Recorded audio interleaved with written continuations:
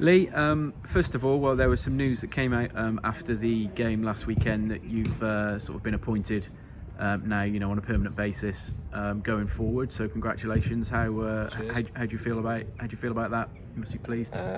Obviously, yeah, very thankful to be given the opportunity from Alex and Luke. I think since we've been in the building, I think we've done a half decent job to start off with.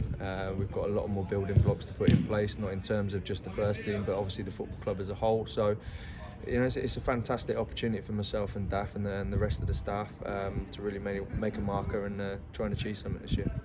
So I think the kind of sense of relief was tangible last Saturday, especially when the second goal went in. How's the mood of the squad been in training this week? It seemed pretty high spirits today. I think they've been in high spirits since we've been in the building. Obviously, the win does alleviate a lot of pressure that was starting to build up. Not really from inside, more so outside. Outside factors, obviously, with a few articles in terms of pressure with the job and all that sort of stuff.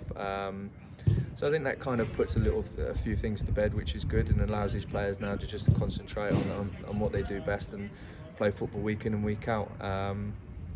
Yeah, as I say, the win gives us a really good lift and something we've needed for not since our tenure, but obviously previously as well. So it's been a long time coming.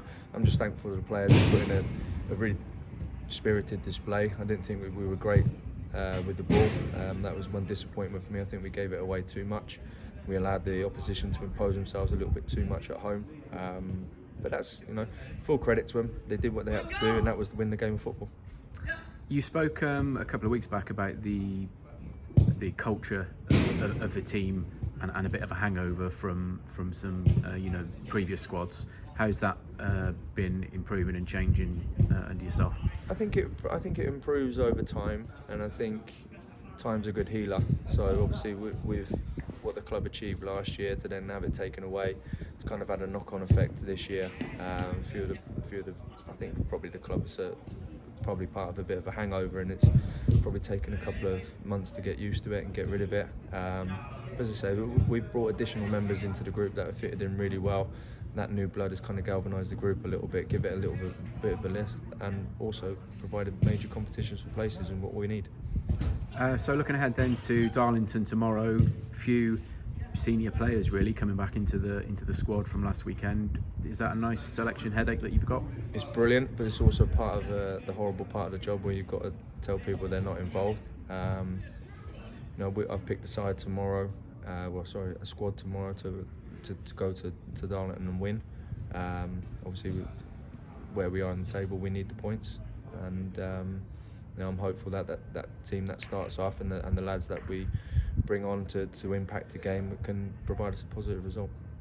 Finally, Kidderminster on Tuesday. What could you say to local fans to come along to that game?